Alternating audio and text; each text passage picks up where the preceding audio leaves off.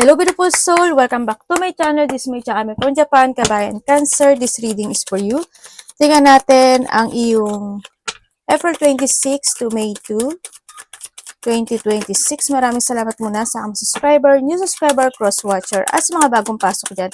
Welcome na welcome kayo sa bahay ni Ate Aimee. Salamat din sa nakataban ng puso ninyo mga comments. At sa mga nagpa-personal reading, marami pong salamat. Kung gusto nyo na energy nyo lang talaga, ang gusto nyo makuha natin, all the details is in description below. Pakicheck na lang, general reading tayo, kunin mo lang ang sayo, at itapon ang hindi naman talaga sayo. Maaring vice versa, energy mo, energy ng person mo, energy ng malapit sa puso mo, nangyayari, or mangyayari pala. Use your own intuition, lawakan nyo inyong isipan, ano man ang gender mo, ano man ang edad mo, wala sa baraha ang kapalaran ng tao, kayo pa rin ang makapagpapabago nito. Gawin yung guide, yung mga warning. Hindi po iyon negative, it's a warning para magkaroon din ka ng idea, awareness, action, change of action, decision, mga pwedeng maiwasan, at iba pa. Meron ka Leo, Scorpio, Sagittarius, Libra, Aries. Okay. Cancer. Magkakaroon ka ng mga emotional feelings or malungkot, ganyan. Pwede rin ito na may mga bagay ka naiisipin, no? Na pwedeng you want to move it forward, o kaya is may mga bagay ka na naiisip na gusto mong gawin talaga. Parang marami kang gustong gawin or marami kang naiisip sa iba sa inyo na gusto mong gawin to achieve. Sa iba naman sa inyo is feeling emotional ito. Or maybe nandun yung point na magkakaroon ka ng mga reflection from the past situation. Pwedeng nandun sa point na yun. Sa iba sa inyo, you are a tarot leader. Hanggang din yung point na magkakaroon ka ng questioning quarrel sa isang babae. Pwedeng ikaw ang kakausap sa kanya or siya ang kakausap sa iyo. Pwedeng ito is connected sa mga situation of na may connected ang pera or business or something achievement parang nandun sa point na yon. Or pwede rin siya sa mga bagay o sitwasyon na want to be stable. Yan. May mga bagay na hindi kayo mapagkakasunduan, kung sino man ito, pwedeng sa babae or pwede sa mga tao na nasa paligid mo. There's a burden ka na mararamdaman or iba sa inyo, feeling burden or may mga big problem sa iba, no? Pwede rin na makaka-receive ka ng mga hindi magagandang comments, news, or any situation na makapagbibigay sa'yo ng burden or lungkot or kalungkutan, no? Sa iba sa inyo. Nandun din yung point na sa iba naman sa inyo is may mga small problem. Yung, kung iba is big, iba ay may small din naman. No? Siguro sa iba hindi big deal sa kanila yun. Pero nagiging big deal sa iba. Pwedeng ganun. Magkakaiba kasi kayo ng handling when it comes sa mga bagay-bagay, no? And then also, handito rin yung mga pagchichismis. Ibig sabihin, pag-uusapan ka, no? O may makakarinig ka na hindi maganda, na pwedeng yun yung ikalungkot mo. Handito rin yung point na magkakaroon ng mga feeling anxiety o mga sitwasyon na pwedeng mabalisa ka. Pwedeng may mga pagkabalisa situation. May mga bagay ka na gusto mong i-lead or pamunuan or desisyonan or pagpasyahan. Pero nagkakaroon dito ng blockage or walang kasiguraduhan. Pwedeng nandun sa point na yun. Sa iba naman sa inyo is nandun yung point of leadership situation. Pwedeng meron kang sariling pinamumunuan, meron kang sariling business, malaki o maliit yan, or nandun yung pagiging leader mo kung nasa trabaho ka, pwedeng you are a leader or may mga sitwasyon na ililid ka na situation, ano, pwedeng sa iba sa inyo, gano'n. May mga pag-uusapan related pera. May problema sa pera? Iba din parang may problema sa pera or magkakaroon ka ng problema sa pera. Kaya ingat na lang din, ano, sa nakikita ko dito. may mga issue kasi ako na nakikita. Pwede rin sa iba sa inyo, issue sa trabaho, o kaya issue sa mga negosyo, or sa mga finances. Ganon. But still, there's an abundance situation pa rin. May mga gain of wealth, or pwedeng may babae, pwedeng yung babae ang magbibigay sa iyo ng abundance, ng, ng tulong, or ng blessing, or ng kung ano man yung magandang situation na yun, ano, sa iba sa inyo. Ingatan mo din daw yung money mo, ang sinasabi dito. Hindi ko alam, may siguro may darating na sitwasyon na pwedeng problema mo, kaya kanya pinaghahanda, no? Kaya, ingat-ingat na lang din pagdating sa pagpapatakbo ng iyong kaperahan. Yun ang nakikita ko dito. Huwag ka na lang din masyado makisaw-saw sa mga madadadal kasi may chismos eh. Chismoso o chismosa man yan, no? Sana hindi ikaw ito. Yan. Maraming mapag-uusapan eh, no? Parang mayroong makikipag-usap sa'yo or mayroong ka makakausap na tao na marami kayong mapag-uusapan. Yun. Pwede rin na may lalapit sa'yo na isang tao na nahihingi siya ng tulong sa'yo or ikaw ang hihingi ng tulong sa kanya. Sa iba naman dito is may mga papuri. Papuri, pasasalamat, kasiyahan, or there's a love na marireceive ka galing sa ibang tao, pwedeng nandun sa point na yun, or ikaw ito. May mga bagay na gusto mong panindigan, o may mga bagay ka na dinidesire na gusto mong actionan this time sa nakikita ko sa iyo dito. Pero it's more on thinking kasi eh. Hindi ko alam kung why. Siguro nasa isip mo lang siya sa iba. Sa iba naman dito, meron daw kayong para maghahanap ka ng mga information to resolve the situation. Parang na sa or resolve the problem.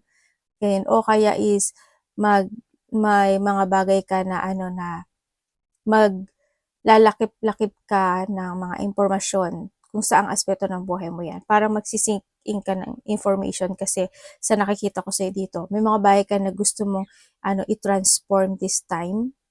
Gusto mong baguhin, ganyan. Gusto mo maayos o isaayos. Yun ang nakikita ko sa iba sa inyo. Merong sitwasyon na higit pa sa hiling mo darating. Sa iba dito, positivity naman eh, no, magaganap. Mag-ingat ka lang when it comes to a loss ha. Maraming klase ang loss. Loss of hope, loss of trust, loss of money, loss of pet, loss of someone, loss of something, valuable things, loss of strength, mga ganyan. Maraming klase ang loss, no? Sa iba sa inyo. Nagkakaiba kayo na pwedeng tamaan nun. May dragon kayo. May mga ibon ba kayo? Cancer. Okay.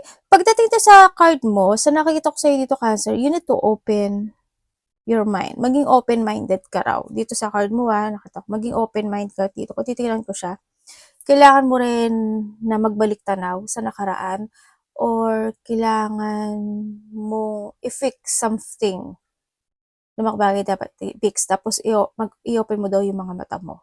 No, wag lang maging one-sided, pwedeng gano'n sa point na yun sa iba, or kailangan mong imulat yung mata mo sa mga bagay o sitwasyon na pwedeng maganap o nagaganap sa buhay. Open-minded. And then, nandun na yung point na may mga bagay na hindi umaayon sa iyo, o may mga bagay na pwede magkaroon ng salungatan, o mga bagay na hindi mag-fit in sa iyo, pwedeng nahandoon sa point na yun. At pagdating naman doon sa point na yun, ano na lang, di ba sabi ko nga kanina, open-minded, be understanding na lang din. And, syempre, pag ganun nangyari, kailangan mo talaga ng strategy or baguhin yung mga bagay, di ba? I-fix nga, kumbaga, nahandun yung point na yun. Kaya, kung ano yung mga bagay na hindi umaayon sa'yo, this time, maaring there's a reason, no? Nahandun yung point, maaring sa next time, pwede, or may mga bagay na you need to find talaga yung magandang resulta doon. Kung may option 1 ka, option 2, option 3, or you need to maging open-minded ka na hindi pa sa ngayon. Pwedeng nahandun sa point na yun. Sa iba naman sa inyo is umiwas ka lang sa pwede mga bagay na ika-struggle mo sa buhay. Sa iba sa inyo, maaring naghahanap kayo ng mga new job or nag-iisip ka ng new job or mga bagay or nagkakaroon ka ng mga idea to do things new sa buhay. Pwede rin kasi na may magtatapos sa buhay mo yun, no? Sa iba sa inyo. Pwede may magtatapos. Kaya ngayon, there's a new career or new opportunities na darating sa iba sa inyo. Gano'n naman sa iba, no? Sa iba sa inyo is maaring may tao na maaring may tao na magbibigay sa iyo ng advice or ikaw ito sa kanya, no? Nandun yung point na yun. Also, nandun na yung point na you are waiting for a clarity in some aspect of your life para mahinihintay ka na isang clarity sa buhay na hinihintay mo kasi pwedeng na-feel mo mag-unfulfill yun o hindi mo makakamit. Pwedeng nandun sa point na yun, no? And then, ang nakikita ko rin dito is, syempre, may mga matang nakatingin sa iyo. No, ang nakikita ko rin sa iyo dito.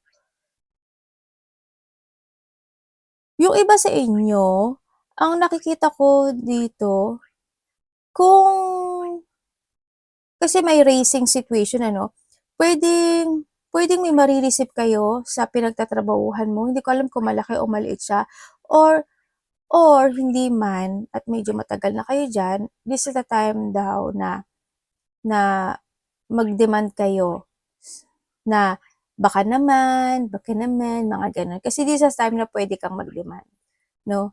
Yun ang nakikita ko dito. Ang sinasabi pero hindi natin maano, basta yun ang sinasabi na this is the time na pwede kang magsalita sa nais mo. Yun. Kumbaga, speak out. Kumbaga, nandun sa point na yun, no? Sa nakikita ko sa'yo dito. And then also is, merong makakapagsalita sa'yo ng hindi maganda. Or sana hoping hindi ikaw ito, pero may tao dito or may tao na makapagsasalita ng hindi maganda, yung medyo rude yung salita niya, no? Baka hindi mo rin magustuhan. Kaya rin siguro na open-minded and be patient na lang din sa nakikita ko dito. Alam mo yung meron kang sitwasyon na parang dumating na sa'yo, halimbawa lang dumating na, sa iba kasi nakita ko, parang may dumating na blessing. Pero you want more. Parang, alam mo yung binigyan ka ng isang, sana hindi ikaw ito alam mo yung binigyan ka ng isang tinapay, pero hindi naging sapat sa iyo yung isang tinapay na yun. Hihirit ka pa. Parang gano'n. May gano'n ako nakikita. Sana hindi kayo yun. Tsaka, parang hindi naman sa reklamador, no? Kumbaga, siyempre may mga time na, ito lang, ganito lang. We need to thankful pa rin talaga na malaki o maliit yung blessing na natatanggap natin. Kailangan thankful pa rin tayo doon, no? Kaya wag niyo kakalimutan yun. Kasi the more na sa maliliit na bagay na nagpapasalamat tayo, the more na ibe-bless tayo ni universe. Alam mo yung nakakakain lang tayo na once a day, twice a day, thrice a day. Yung naiinom lang tayo ng tubig, blessing yun. Yung gumigising ka araw-araw, it's a blessing. No? Kaya wag niyo kakalimutan yung mga maliliit na bagay na nare-receive natin na akala nyo sa sarili nyo na walang blessing na dumarating sa inyo. Hindi nyo lang napapansin siguro or nandun lang yung point na nagiging masyado lang hungry yung lahat, no? Yun. Basta hindi ko naman sinasabi hindi ganun kayo lahat, but we need to thankful sa tingin natin na small things lang yan. Hindi, kasi it's a big things na yon sa buhay natin, okay? And then also, ang nakikita ko rin dito sa'yo is, may mga pangloloko, no? May mga paniling lang, pangloloko, pandaraya. Ako nakikita dito. Andito rin yung point na pwedeng maloko ka pagdating sa pera or maloko ka pagdating sa trabaho mo, ganyan.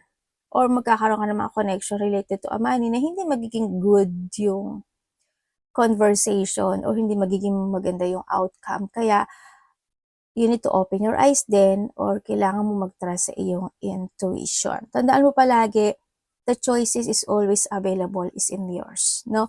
Kaya, huwag pa bigla-bigla, dahan-dahan, slowly but surely, para hindi rin kayo mag-mess. Yun ang nakikita ko dito. Nandun talaga yung point na ano, no, na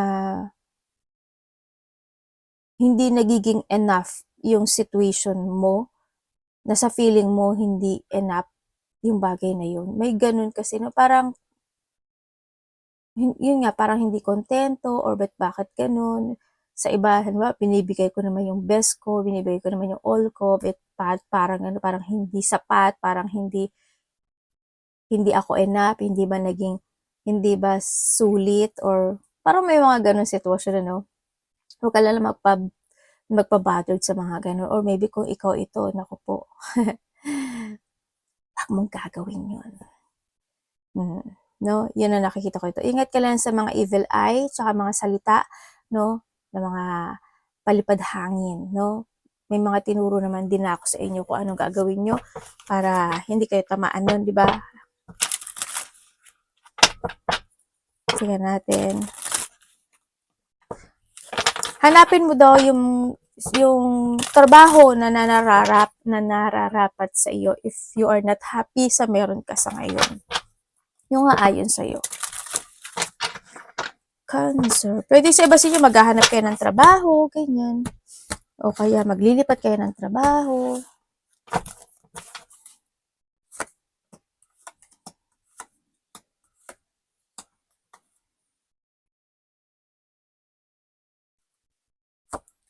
Cancer.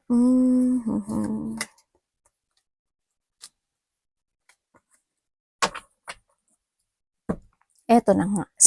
Sabay ganun. Eto na nga. Paliwanag ko, ate. Paliwanag natin. Okay, Cancer. Sabi ko na may blessing ka. May blessing ka. Mayroon ka daw marireceive blessing. Malaki man o maliit, yan. Sa iba naman sa inyo, may marireceive kayong gift, tulong, pagmamahal, or any situation na ikasisiya mo. Or vice versa. Andito rin yung point na magkakaroon ng mga union, no? Nahandun din may mga fortunate outcome ka na marireceive, or nahandun yung mga difficult situation or difficult time ng buhay in the past is magtatapos na ito. Parang you're going toward to a new fresh beginning into your life. Sa nakikita ko dito. Meron din ako nakikita na may tao na malapit sa iyo na may i-offer sa sayo. Pwedeng kapamilya mo ito or pwedeng karelasyon mo sa iba sa inyo. Basta taong malapit to sa iyo. May i-offer siya sa iyo. Yun ang nakikita ko dito. And then sa iba naman sa inyo is maraming opportunity na darating sa iyo, Cancer. No, congratulations. Maraming blessing, maraming opportunity, at maraming idea ka na maiisip na gusto mo talagang gawin o gusto mong aksyonan. Nahandun din yung point na you will receive something na ikasisiya mo. Yun ang nakikita ko.